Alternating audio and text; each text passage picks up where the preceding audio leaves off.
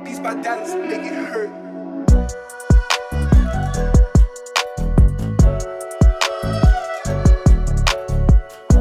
Yeah, there it is. Welcome in. Welcome in. It's the Deep Cover Podcast. Back at you, coming off of disappointing game against the Cincinnati Bengals out there in Week 7. We're going to talk about that. Um, maybe talk a little trade deadline.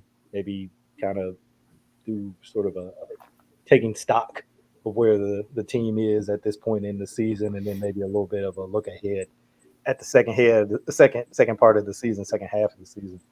Excuse me. But before we get into all of that, joined as always by Chris and Carrie. Let's touch base with the guys. I'll start with you, Chris. How you doing, man? Have you recovered off of the throttling that the Bengals doled out to the Ravens? Yeah, man. I mean, it's easier for me to just chalk it up as a fluke. That's what I say. It was just a fluke. That's all. But no, in all seriousness, it was a hard loss to take. But I mean, hey, if you would have told me, 16, 17 guys on IR, that their team will be 5-2, I'll be happy with that. So always the bigger picture with us. There you go. There you go. We're gonna touch on that a little bit more too. That big picture. That's important. Carrie, man, how you been? Surprisingly, none of us had Jamar Chase in our three-man DFS league. I'm glad you that over. That would have been a wrap. Uh, how you doing otherwise, man? I'm good, man. Hopefully, they can take the bye week and not to panic too much. 5-2, you definitely take that considering all the injuries they faced. And we're gonna kind of talk through it tonight and try to make sure that everything is on the right page with this team. Yeah, we definitely will. We definitely will. So let's start there. Let's just rip the band-aid right off and so we can put a bow on that game and move on. Um, Bengals won 41-17, came into Baltimore, um, turned into the Jamar Chase show, as everyone kind of knows by now. Went for two hundo against the Ravens, which is a big number for any wide receiver. Not like we haven't seen a Cincinnati Bengals receiver put up 200 against the Ravens before. AJ Green's done it. But still, anytime you see that, it's kind of a shock. Obviously, he had that 82-yard catch and run, so that was a big chunk of it. But he was doing work on some other plays too, and then it kind of just got away. At that point, Chris and I were talking before we hit record that that first half was just kind of typical ASC North football. I think it was 13-10 going into halftime and pretty competitive, and then it kind of just got away from the Ravens in the second half there. But I'll start with you, Kerry. What were your impressions of the game? And uh, this is kind of a redundant question because I know you guys. None of us are the sky is falling kind of guys. But is there anything in there that gives you any kind of like long term concern, or do you just chalk it up to hey, it was just a bad day? Not so much. I mean, like you said, the first half was a typical, division kind of back and forth battle that you would kind of expect. Um, it's funny because I felt like last week we all talked up this Bengals team and we all kind of talked about different players and kind of went in depth and they kind of bit us in our ass because they really some of those same guys really took to us. I mean, Reader dominating, making plays on the interior. Obviously, the tight end making that big play, down the First of field. all, Well, that's actually, a couple specifically plays. name. Make a couple plays down the field. Um, but one thing that kind of stuck out to me is, they have been playing at a slower pace, and they really have been reluctant to have Burrow drop back a lot in the games prior to this game, where they threw that all out of the window, and they were completely willing and open to him throwing it all around the field. So I think that probably caught the Ravens off guard, just based off of the previous, 6 games that they played. Because, I mean, there was times that Burrow was only throwing like 19, 20 times in a game. And, he was being super efficient within that. But this was a team that was really focused on running the football. And they kind of went with the opposite approach. A lot of dropbacks, and eventually they sprung a couple runs to kind of put the nail in the coffin. But if you look at the way they were going about things, um, they were trying to get it done through the air. So I mean, I guess that's something that you can be a little bit concerned with because obviously Marlon didn't have his best day. Tackling wasn't great, and you'd have liked to have seen them be able to kind of pressure Burrow, and kind of rattle him and do some of the things they were able to do against Herbert just the week before, and they didn't get it done. Against a what everybody would consider a lesser offensive line. So some concerns there, but I want to kind of go back to the game and you know, I guess I'm a glutton for punishment. Look at it one more time and see kind of what they were doing. But overall, not something I'm too overly concerned about. But it was a sound victory by the Bengals. I mean, you just gotta take your hats off to them, man. Them guys played extremely well. Yeah, you do. You have to tip the cap, and I've been kind of teetering on, do I want to engage in some loser talk and get into if it wasn't for this, if it wasn't for that. I think I'm gonna reserve and not do that. I think I'm gonna check myself and not do it. But to your point about them, maybe kind of changing the approach a little bit. I think early on, they had pretty much resigned themselves to the fact that they weren't going to have a lot of success running the ball. I wouldn't say they abandoned the run. They certainly, attempted to run and had a couple of runs where they popped. I think they might have had a 7, 9, 10 yard gain here or there. But like you said, those long runs that came in the second half and even in the fourth quarter, that 46 yard to Perrin. Um, Mixon had that 21 yarder. Aaron had that 46, and then on their other 20, so they had a total of 24 carries for 111 yards and those two TDs. But in those other 22 runs, 44 yards. 14 of those 22 went from 2 yards or less. So it's not like they were just ripping off 7, 8, 9, 10 yard runs here or there. I mean, we were at that Chargers game, and we didn't have the numbers per se right there in front of us, but it seemed like the Ravens were ripping off a 6, 7 yard run like every time they ran the ball. So it wasn't really like that, until like you talked about, they were able to kind of break a couple long ones towards the end of the game. So yeah, I think to your point, the Bengals had said, hey, we're probably gonna have to get this thing done through the air, and even that, got off to a little bit of a slow start. I mean, they had the 55 yarder to Uzama in the first half, but other than that, that was about it in terms of like really, really big plays. And then, obviously they got it going in the second half. But Chris, I'll kick the same question over to you. Your impression coming out of that game and any long-term concerns, or you just chalk it up to a bad day at the office?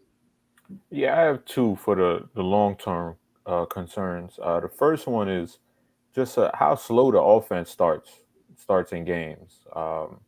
We've seen it be a bugaboo in the playoffs where they can't get it going, and we know in the playoffs you're not playing any scrubs. So if you're gonna take a whole quarter to get your offense going, that other team, they're not gonna wait for you to wake up. They're gonna have their foot on the pedal and ready to go, and that's what we've seen in the playoffs these last few years. So that's something that it has to change going forward. I don't think it's any one person in particular. I don't think it's on Lamar. I don't think it's on the wide receivers. I don't think it's on Greg Roman. I just, for whatever reason, I mean, there are, to take it back to fighting, there are some fighters that they start slow, like they can't get it going in the first round. They gotta get warmed up a little bit, and it seems like that's the way this team is. They kind of got to get warmed up. So I don't know if there's a way to kind of speed up that process so they don't put the defense in such binds of having to be in the field because of 3-and-outs over and over again in the first quarter. But that's something I would like to see change going forward, is just try to get that spark as early as possible and try to build that momentum, and also not have the defense on the field so much early on in the game. And then the other concern I have is just the defense just doing this Jekyll and Hyde thing. You know, one week they're great, next week they switch cheese. Like, and there's way too much talent, because I know we talked about this a few weeks ago, and I'm looking at the roster and I'm like, this is a talented defensive roster. Like, I know they lost Marcus Peters, which is big, but his loss, it does not explain why it would be so terrible. You know, when we look at the Raider game, we look at the Colts game, we look at this past game against the Bengals, it's like there's no reason for these kinds of performances that they're putting up. Now, is it a communication issue? Is it sometimes effort? Obviously, the tackling issues have been well documented.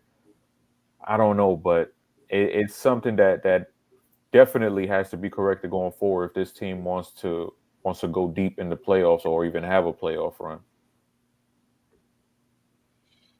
Yeah, but I'm kind of with you on the defense part, and Kerry mentioned this too. The tackling thing has been kind of a persistent thing throughout. You know, I mean, I guess it didn't show up as much in the Chargers game. I think they were a little bit more consistent in terms of tackling in that game, but I want to say we've seen it pretty much throughout all the other games. And John Harbaugh talked about that after this Bengals game. He's talked about it several times actually, but he just laid it on the line and said, "Look, if we don't do the little things on defense, I mean, we're talking about fundamentals and technique, whether it's tackling or whether it's with coverages or just all those little things that you sometimes take for granted." He said, "We're just going to be a mediocre defense." And that's just the reality of it. So, like you said, the talent is there, but it's chasing that consistency. We've talked about that before. You're always chasing it, from game to game, week to week. You're just chasing it, and we know they have the talent to do it. We've seen them do it in games this year, and so I'm not panicking too much about the secondary. I mean, I know they've given up uh, some big passing yardage games, but some of that to me is it's kind of the way of the NFL now. I mean, all the rules are sort of geared towards offense and geared towards the passing game, and it's just it's not as easy. Not that well, I don't say that it was never easy, but it's more of a challenge now, I think, for defenses.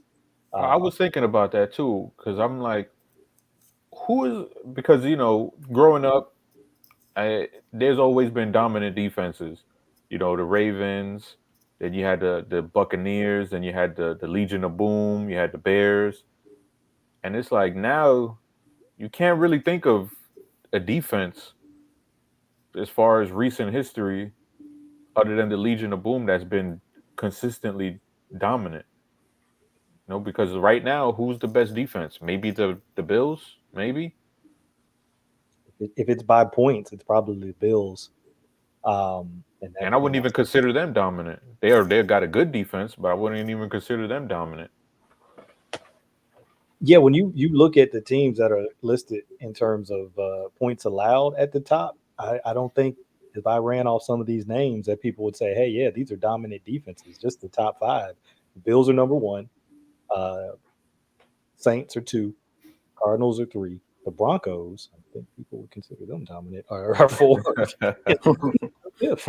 The Pittsburgh Steelers are six. We were kind of talking about them off here, and the Vikings are seventh. Okay, I said I wasn't going to go that far, but yeah, I don't think you hear those names and you think, oh yeah, that's a dominating group. They're good for sure. Not taking anything away from those defenses. They're talented groups and they have good players, but like you said, it's just not. It's probably just not the way that it used to be. I don't know if it can get back to that because, like I said, things are so geared towards offense now, Yeah. allowing them to do things that help them score more points. So it's a real challenge out there. But we know that they've got better performances in them for sure than what they showed the Bengals. We certainly expect to see that. I certainly expect to see it coming out of the bye because I think it's a proud group, and like Calais Campbell said, this one stings, and it should sting, and that should motivate you to want to come out of that bye and not let that happen again, not have to experience this feeling again. So I think I definitely expect them to come out and kind of be clicking on all cylinders on defense after the bye. Um, Anything else from this game we want to talk about, or do we want to kind of move on to the next topic? Yeah, it's like a bad relationship. Let's just forget it ever happened. Okay. Well, hey, we'll see. We'll seamlessly or Well, not seamlessly. hopefully, this is a loss that we could look back on the way we look back at that Texans game in 2012. There you go. Hopefully, that's what Yeah. it could turn into. Because that was an ugly one too. And sometimes it happens. It just starts to kind of steamroll on you, and before you know it, it's a big number up there on the performance report. It just happens. So like you said, let's just burn this tape, right? We're gonna move forward, but we wanted to do. Well, let's do it this way. Let's talk about the season.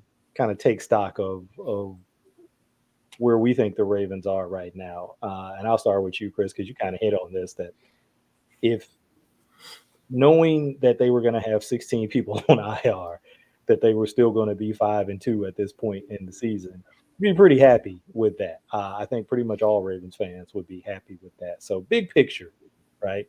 We've put this bad relationship that is the Bengals game out of our minds. Big picture, how do you feel about the season thus far, and where you think things might be headed? Like you said, man, I feel good about it going forward. This is a team that they've gone through a lot so far, and we're barely at the halfway point of the season. And they've gone through so much, they've battled through so much, and they've shown that they're a resilient team. And now we got Nick Boyle probably going to be back after the bye week. That's huge for the offensive line and the run game in general. Hopefully, they'll be having Chris Westry come back at some point. Hopefully, they'll have Sammy come back and even Ben Cleveland. So, and then, down the line, I mean, I know he just got injured, but you hope for that last little run where they have to go through that gauntlet of teams where they play the Browns, the Steelers, the Packers, the Rams. You hope you can get Bakary back for those games too, because he's been one of the best right tackles in the game. So to get him back, that would be massive for that late push going into the playoff season. So I feel good about it. It's it hasn't been the ideal way that you would want the team, the season to go with all of these injuries and all of these close games to maybe lesser opponents, you would say. But I mean, they're in a very, very good position right now because there aren't many teams that could survive 16 players on IR, and they've been able to do it. A lot of people poo-poo and talk crap about that preseason win streak that the Ravens have, and it's like, oh, John Harbaugh cares more about this thing than keeping his players safe, which is dumb. But that shows you how well this team is built. Is that it's not just in the preseason, is they're putting guys at the end of their bench to play in these games, and they're still coming out on top. So that just shows how great this organization has been as far as putting together a whole team. Yeah, I don't know why you wouldn't want, or at least your goal, your approach to games, preseason or whatever, is hey, we're trying to win the game. I mean, what people will say, well, preseason doesn't matter. Yeah, I mean, in terms of the record, sure. I mean, it doesn't matter, but you're trying to win games, and you're trying to your point, build the most competitive roster that you can. And so, I mean, to me, that and as you said it, that means something. That streak means something. It's not just some meaningless thing. It's a reflection of their culture and the quality of depth, because that's what wins a lot of those games, right? Yep. They get into the second half of those preseason games, and you've got guys who you don't necessarily know if they're even going to make your team or not. But the Ravens seem to consistently have better quality in terms of their depth at the third and kind of fourth levels Yeah, than they, other. they had this guy at the end of the preseason games that he would close the games out. This running back named Tyson Williams. He was really good in the preseason. Yeah. Yeah, they hate him down. Don't get me started, man. Listen earlier about not even just the preseason, even the first regular season game, the Raiders Yeah. game. It's like, man, let's get that Tyson back. Let's get that confidence, self assured Tyson back. I think he's still there, and it's kind of had some confidence shaken a little bit. I think coaching staff. Look, who am I to question it? I'm not there, but I just as a fan, I didn't necessarily love the way they've handled his situation at times with deactivating him. I know people will look at certain plays and say, "Oh, he shouldn't even be out there." Um, but he's still a rookie. He's essentially a rookie, right? In terms of playing in the NFL. I know he's been in the league 2 years, but he didn't play in games last year. So yeah, he's still going to have that rookie learning curve, but the talent is there. But anyway, I'll go down a whole tangent with Mhm. that. Let me get you on this, Kerry. How do you feel about where the team is at this point in the season? Going into the bye, and kind of big picture, right? In terms of you think things might be headed. Yeah, I mean, again, I hate to beat a dead horse, but for them to have as many people on IR as they have on IR and be 5-2 at this point is, impressive in itself. But when you look at both sides of the ball, I still see upside on both sides of the ball, even with the injuries. And, if you look at offensively, they just got Bateman back.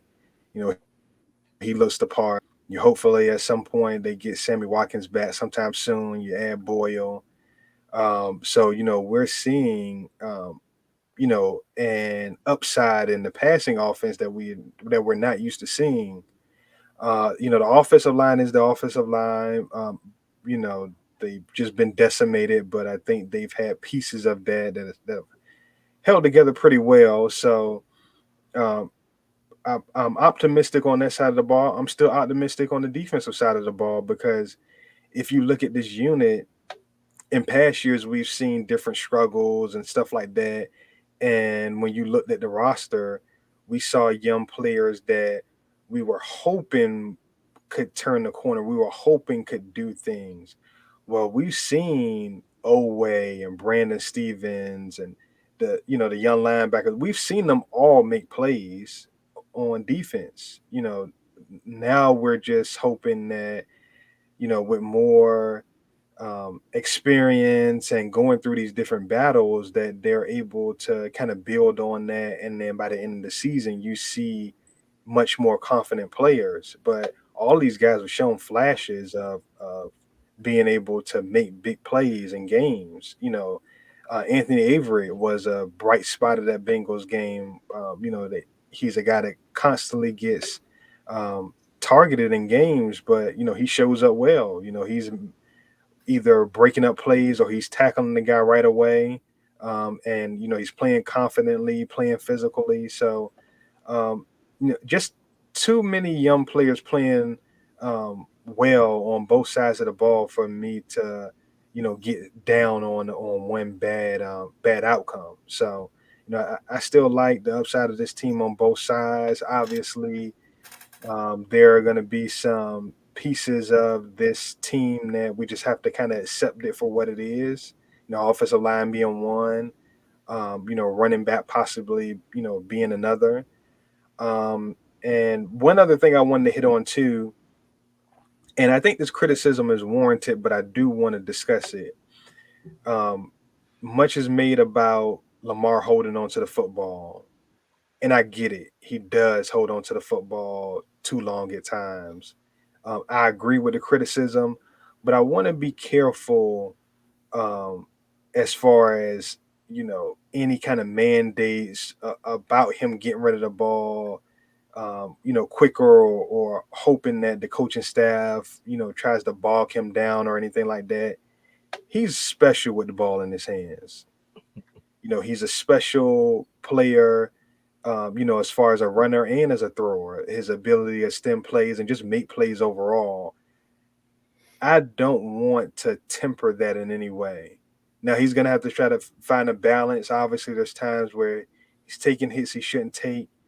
But I think part of that is just part of the experience. I think sometimes you're just going to have to eat that, he's going to take a sack or two or a hit or two more than the average quarterback, but he's also going to make magic. He's also going to make plays that nobody else in the league can make. So I think people have to be careful when they're kind of overcritical of that piece of his game, because that piece of his game unlocks magic that we talk about, that we're in shock of, that as Raven fans we brag about. So it just comes with the territory when you have a player of his caliber. I totally agree with that. I mean, you've seen that throughout NFL history with other quarterbacks who will tend to kind of hold on to the ball, but that's because they have the talent and the ability to make something happen. We've seen it in this division, Lord knows, with Big Ben for years, especially the early part of his career. It's funny, it's kind of gone the other way now, right? Where they get the ball out real quick, throw the ball real short. But in the early part of his career, once it kind of transitioned to kind of his offense, early, like rookie year, they were still running the ball a lot, relying on the defense. But once it kind of transitioned to his offense, we all remember as Ravens fans how hard it was to get that dude on the ground. He was always extending plays, breaking out of tackles, finding ways to make plays down the field. People talk about that with Mahomes, people talk about it with Aaron Rodgers. So, like so many things revolving around Lamar, the standard is different for whatever reason. I know what the reason is, but I'm going to be PC. The standard is different with him, right? When he's maybe engaging in some of the same things, right, that other quarterbacks are praised for, but when he does it, it's a negative. So, we know that. We've talked about that several times, and it's just like it doesn't matter what you do, right? Even the narratives that he's continued to break, right? The not being able to come from behind, can't throw for this many passing yards, this many. That one was like one of the most ridiculous ones, right? Where the guy was like super specific, like not only do you have to come back from, you have 30-something passes, and he literally did it. He literally that exact thing, hit each one of those things in the Colts game. So, I mean, to me, that stuff has never made any sense to me. You guys know my thing has always been, doesn't equal can't. Sometimes just because you haven't seen something, Right. think it's not possible. Well, maybe you just haven't seen it. Doesn't mean it's not possible. It's just a yet thing. So yeah, I'm with you. When you have a precocious talent like that, I mean, there's certain things you certainly try to do to help them reach their potential and maximize that talent. But James Irvin, who's the quarterback, who's Ravens quarterback coach, he talked this week during his presser. Usually, right around the bye or before the bye, they have the position coaches talk, and somebody kind of, I don't know if they asked him the specific question about holding the ball. I think it was sort of related to that, but he basically said, like, why would I want to take certain things away from Lamar? These God given natural abilities that he has to be a playmaker. He's like, why would I ever try to coach that out of him? If anything, I want him to be able to do that as much as possible. He said it's just a matter of, like you kind of talked about, Kerry, it's kind of finding that sweet spot of, when do we do those things? And then maybe other times where, hey, there's nothing there down the field, get to the check down, or, even worst case scenario, there's pressure on you. You can't even get to the check down, get the ball, throw the ball away. Or sometimes even if you just got to take a sack. I mean, Lord knows we saw Peyton Manning do that for years, right? He just go into the fetal position when he knew a play was dead because he recognized it so early. He's just like, hey, there's nothing here.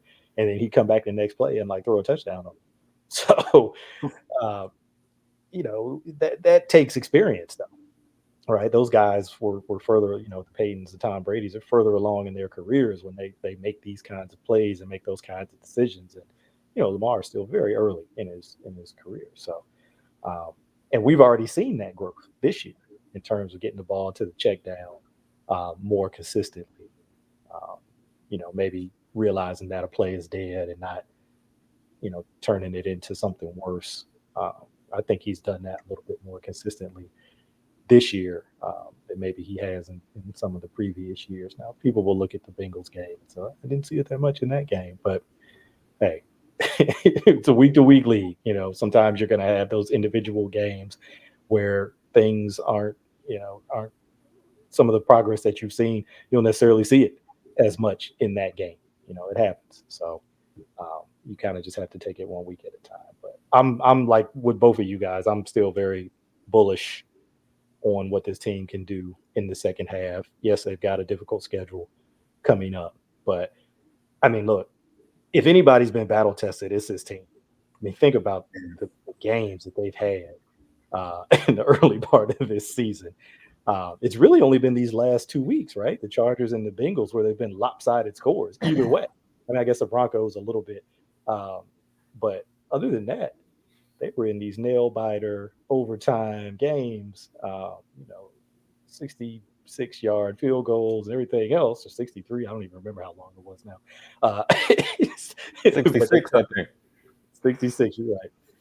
They've had so many of these games where they've been tested, but it just seems like there's this narrative out there like, oh, they just have so many injuries. They're not going to be able to keep overcoming these injuries. I'm like, well, they've already done that. They've already overcome it, So And that's what you want too. You want a battle tested team, because in 2019, the only test they had was against the Cleveland Browns, where they got whooped. And then after that, they just went full throttle, and Lamar was he was the MVP.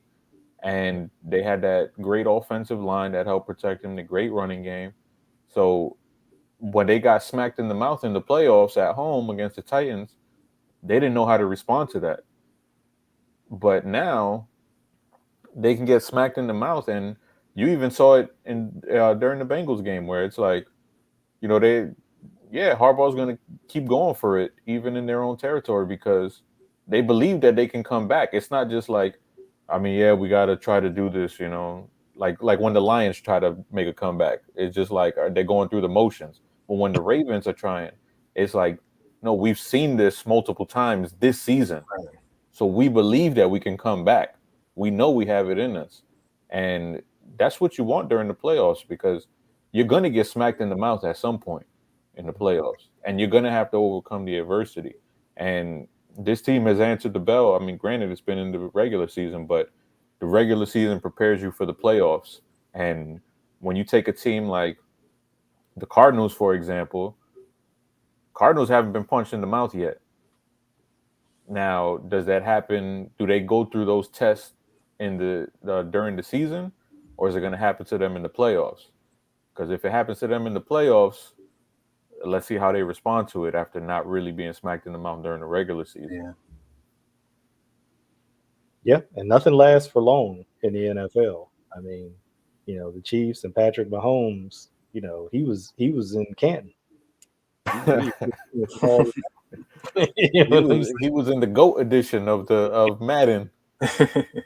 and all deserved based on how he's played. That's probably the best start to a career that you could ever ask for. Yeah, all deserved. So I'm not taking anything away from him, but we're seeing right now how, it can happen to any team in the NFL. You can go through some struggles. You can go through a tough time.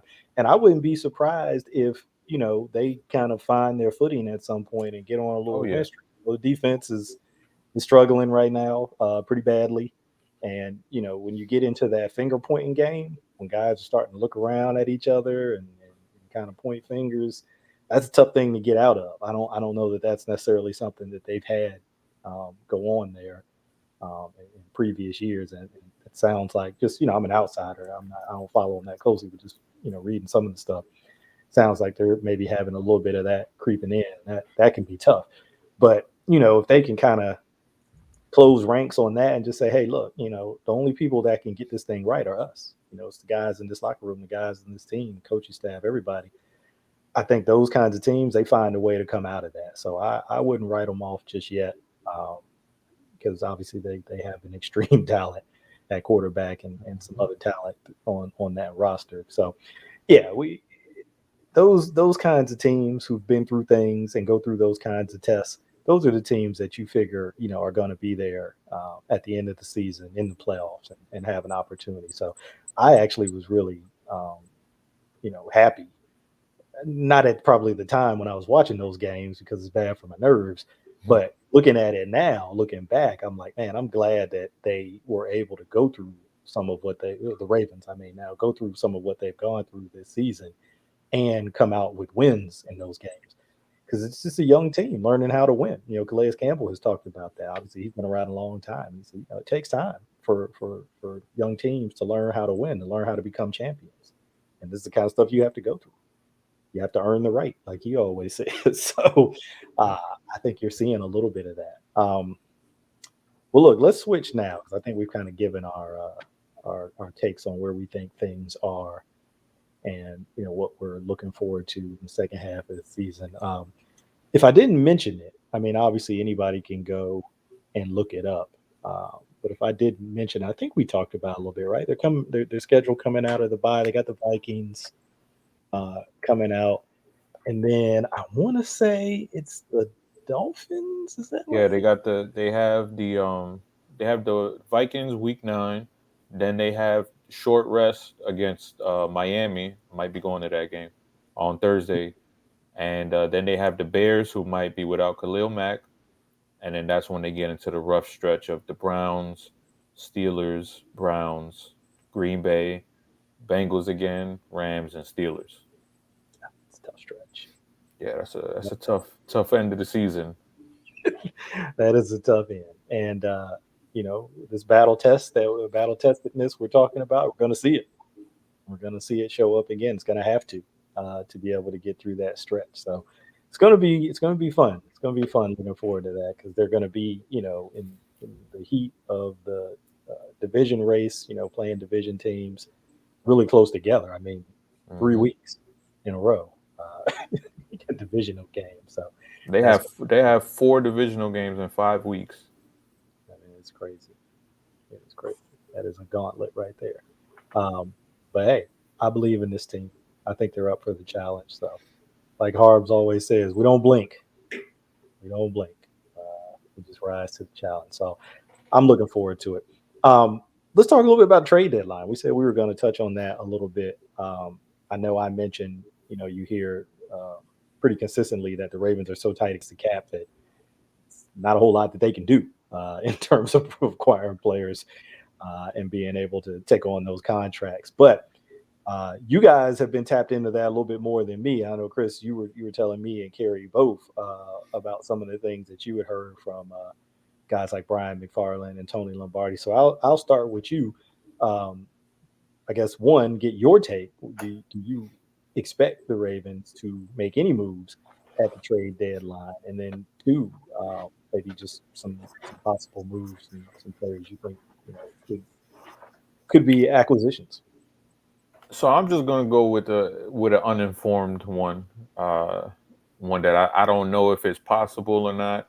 I don't know if it's realistic, but I'm gonna go with one that I've been saying for the last couple of weeks, and I would like to see Ronald Jones in this offense. I think Ronald Jones would be a good fit here because he's a physical guy, but he also has some juice.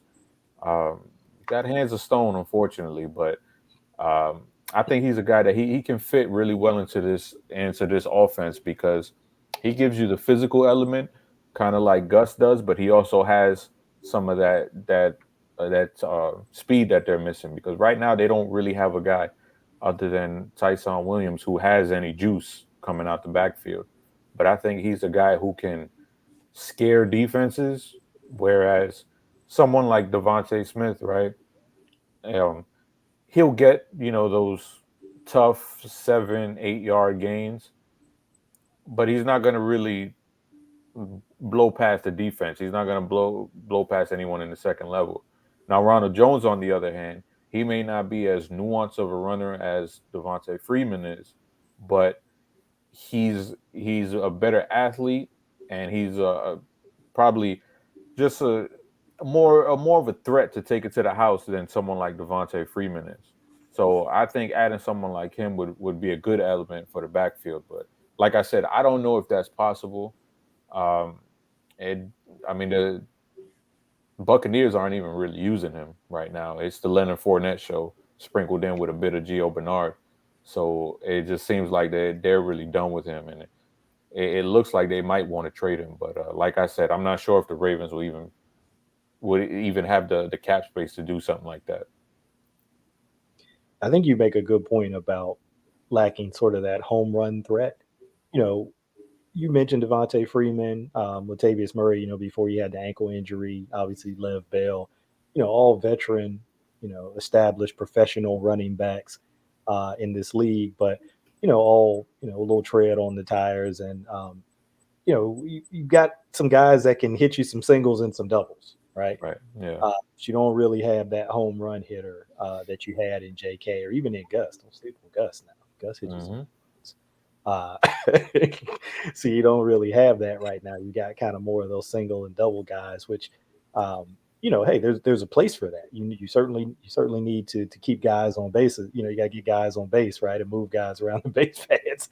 But every now and then, you want to play that long ball, or at least have that threat.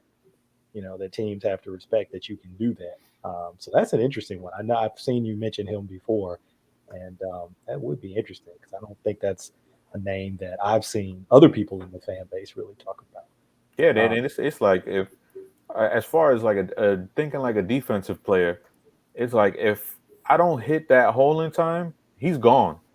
Yeah. But with Devontae Freeman there, if I don't hit that hole there, we can still catch him. He might get the first down, but we're going to catch him. Yeah.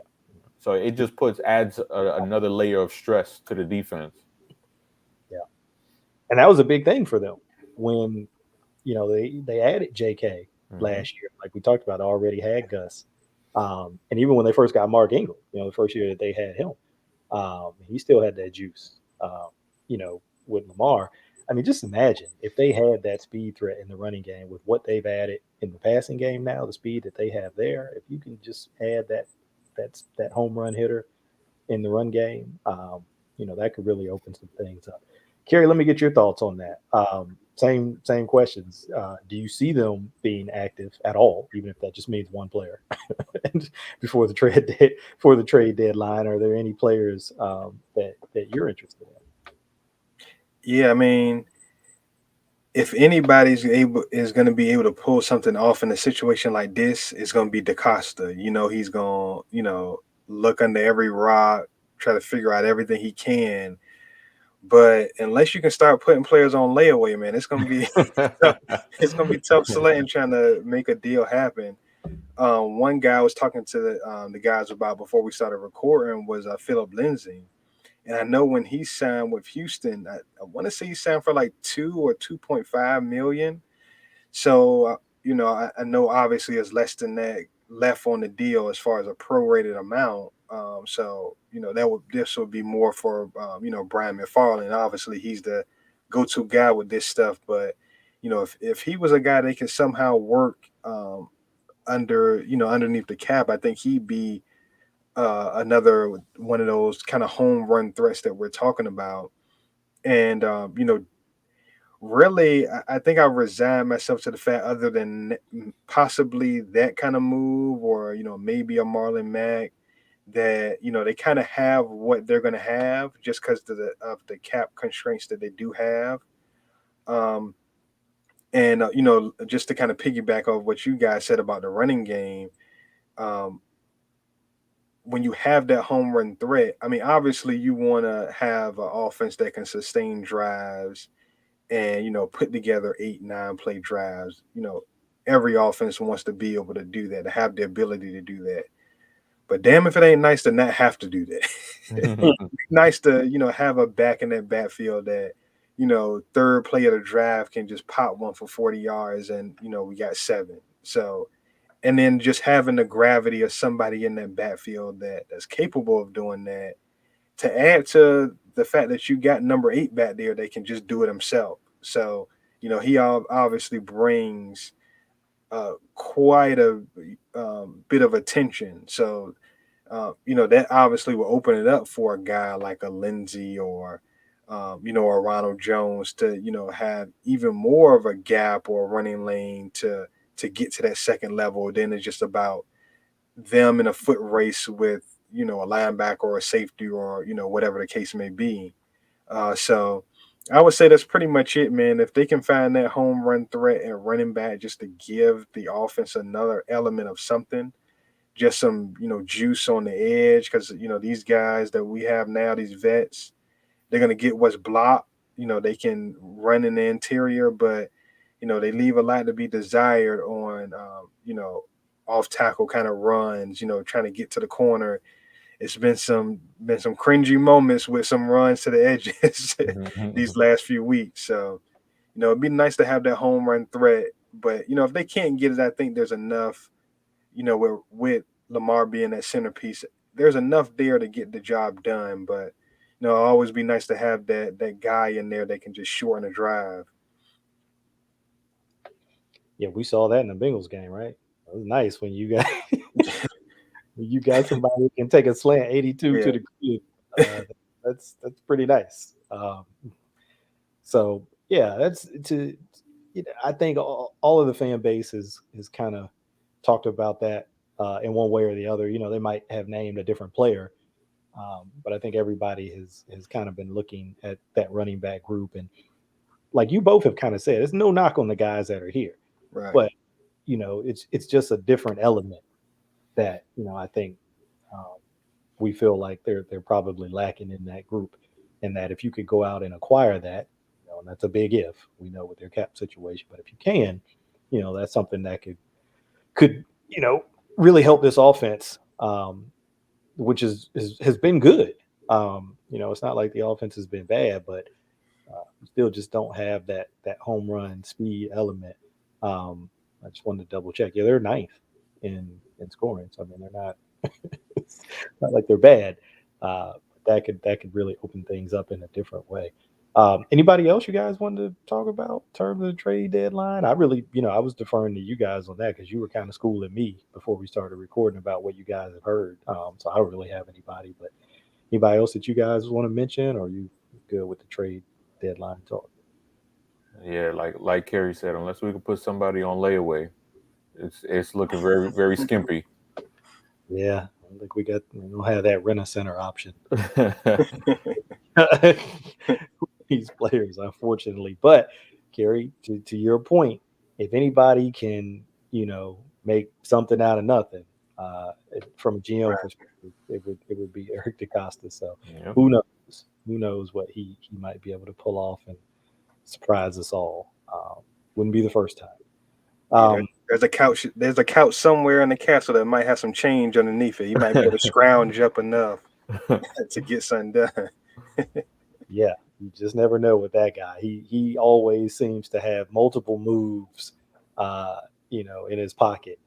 And when we see him, it's kind of like, oh wow, where'd that come from? But it just seems like he's always kind of, trying to stay 2-3 steps ahead and have those different options. So I would not be surprised if this isn't something that he's been working on behind the scenes. It's not like he was not aware of what the cap situation was, as they have been going from week to week. So I'm sure they've been trying to do whatever they can. So we'll see how that goes. I guess the other thing, well, let's do this, because I did think this was fun. You guys might not think this is fun, but I thought it was fun. I think the practice squad, is this a real player? Is this a real person? And are they on the practice squad? It's just a fun little game. We won't spend too much time on it, but I think this is a little fun. Obviously, I have the advantage of looking at the practice squad, so I have to recuse myself from the game. I'm just going to ask the questions, but we'll just do a couple little names, right? All right. So we're going to start off easy. At least I think it's easy. James Carpenter. Is that a real person, a real football player, an NFL football player? And is he on the Ravens practice squad? Yes. Yes. That's correct. That's correct. James Carpenter, in fact, a real person, offensive tackle out of Alabama, been in the league for 11 years. Played with Seahawks. I think it was with the Falcons most recently, but back in the day with the Seahawks on both of their Super Bowl teams, the win and the loss. Mm-hmm. So he's got that experience. All right. It's going to get a little bit trickier here. Fair Hooker. Is that a real person? And are they on the Ravens practice? Fair, first name, Hooker. I'm gonna say no. Yeah, I'm going with it now. No, not a real person. And no, not on the practice squad. No for both. Yeah, that sounds Yeah. like a Grand Theft Auto character. Well, you're right that he's not on the Ravens practice squad, but Fair Hooker actually was a real person. A wide receiver for the Cleveland Browns, played back in the late 60s, early 70s. That is a real person, not on the Ravens practice squad. Okay. Let's see. We'll do one, maybe two more. We'll throw out another easy. Well, maybe not. Okay, because his name is pretty common. Joe Thomas. Is Joe Thomas a real person Yes. in the Ravens practice squad? Yes. Okay. Do you know what position Joe Thomas plays? Linebacker. That's correct. You both know Joe Thomas. You guys probably know the story about Joe Thomas Sr. Yes. You know, I think, did he actually get a carry? I think he always got to play. Yeah, he got a carry. Yeah. Did he get a carry? 55? Was he 55 years Something old? like that. Yeah. South Carolina State. Okay. Last one. And this is, all or nothing. Put your chips in. Here we go. Happy Feller. Is Happy Feller a real person? Is he on the Ravens practice squad? I'm gonna say no practice squad, and it just sounds like somebody who threw a no-hitter in like the 1930s. So I'm gonna say a real person. I'm going to say not on the practice squad, and there's no way that that's a real person. I refuse to believe that.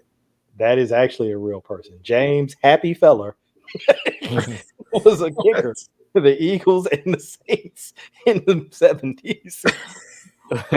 James got the nickname Happy because he smiled a lot as a kid. So James Happy Feller was a real person. So you guys Happy Feller. You guys got them all right. See, no fooling you guys. Yeah. You know your Ravens. I was looking at it before we started recording, and I was like, oh, forgot some of these guys. We're on now. I could have hit you with the Maisie Wilkins. That might have got you. If I had said Maisie Wilkins, is he on the Ravens practice? If we hadn't talked about it before the show. Yeah, if you didn't mention it before the show, I wouldn't have got that. I'd have been like, nope. I did not know Maisie Wilkins was on the Ravens practice. Yeah, I would have thought that was like a 70s soul singer, honestly. Coming to the stage, Maisie Wilkins and the Whispers.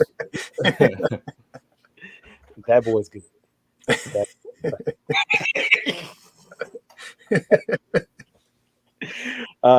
That's probably a cue that we're near the end of the show. But before we do that, I always just like to do one last round, one final call. You guys got any other topics you want to hit on, or are we good now that we've gotten into Coming to America territory? No, I'm good, man. I'm good this week. We're going into the bye. Not only the Ravens players have to regroup, but we have to regroup and get ready for this last push of the season and get ready for this gauntlet of games that's coming up. Yeah, I definitely need it. But no rest for the weary. Unfortunately, I was hoping I would not do any football stuff, but as usual, I have. You know that's not possible. One thing. for the people listening, Mike, he'll tell us, he was like, I'm gonna take a little break, and then he'll be like, I'm gonna start this little project. Right. And then a little project is like charting like 1,000 run plays. Hey, you know what they say. You can't. It's like a Ritz, right? You can't just you can't just eat. Like, got to keep going. Yeah, that's why you're the best, though. I appreciate that. I've been. My wife's been telling me, hey, just take a compliment. You ain't got to say nothing but thank you. It take a couple days off. Last weekend, last Friday was our 16th wedding anniversary, so we took a little trip, and I didn't. Congratulations on that. Yes, sir. Thank you. I don't think I did any football stuff for those 2-3 days. Unfortunately, I mean, I'm glad we came back, obviously, but I came back that Sunday before the Bengals game, and so you know it was cool that I got back in time, and I was thinking, okay, maybe I'll watch the game, but mentally I was still out of town, and so I didn't. I sat outside on my patio, had a little fire pit out there. I think I was listening to the first quarter on the radio. I was listening to the radio broadcast, and that's where I heard about the lady trying to climb into the broadcast booth saying she was looking for a drink. Then I think halftime I cut it off and then was just sitting out there just looking at nature and enjoying the fire pit. So I did get away from it a little bit. So I don't want to make it sound like I'm doing this stuff every day. I'm not. But we got a couple gearing up to do a couple things during this bye week. So should be interesting. Should be fun. Working on a project where we're maybe going to take a look at the linebackers. Probably focus on Patrick Queen, but you know, maybe try to take a look at Malik Harrison a little bit and Josh Bynes too, and you know, trying to get that together with Denard and Coach Evans. So the Fire Zone show. Hopefully everybody out there listens, subscribe, download, all that good stuff. And then Coach Evans, Sip the Tally Films on YouTube. Same thing for Coach Evans. You should definitely be tapping in to his channel if you haven't already. So going to try to get those two guys on and really just rely on their expertise. You know, Coach Evans still coaching high school ball. Denard has coached and played running back and linebacker. So just going to try to get their expertise and, you know, see what they think about what's going on with Patrick Queen and the Ravens linebacker. Sneak preview, we all like Patrick Queen. Have liked him, and it hasn't changed. So that's one thing that you will hear come through probably in that is we're pretty pro Patrick Queen in that group. But I'm sure there'll be some, you know, they'll point out some things that they'd like to see, you know, improvement on. So working on that and a couple other things. So we'll see how it goes. But I guess that's it. We'll go ahead and wrap this thing up. As usual, don't forget to subscribe for us, right? You got the audio podcast, you got the Deep Cover YouTube channel. You know, we're trying to I don't know if I should say we're shooting to try to record regularly. Yeah, we do our best. We do our best. That's kind of not been our thing over the previous couple of seasons, right? We try to get out podcasts as regularly as we can, but hey, we got lives, right? So we got to. I mean, we're doing good this year. This season we've been doing really well. We are doing good. This is, yeah. I think we had some other seasons that we weren't too bad, but yeah, I think we've only missed maybe 1 week, maybe 2 weeks, something like that. So it's just pretty good. But anyway, I mean, I always throw that out there because I had a couple people DM me, you know, like, what are you guys doing a podcast? You know, it's kind of you're on and you're off. And I'm just like, hey, man, it's just life, you know, stuff happens. We certainly aren't sitting up here trying not to do podcasts. We want to do them, but things come up. So, but hey, you tap in with the channel, you click that notifications bell, you'll always know when one is out there because we post these in video and audio format. So if you're not sure, just do that and you won't even have to worry about it. You'll get notified. It'll pop up in your feed. It'll be right there whenever they're out there. So as always, thanks for listening. Thanks for rocking with us. And y'all be good. Until the next time. Peace. My dance make it hurt.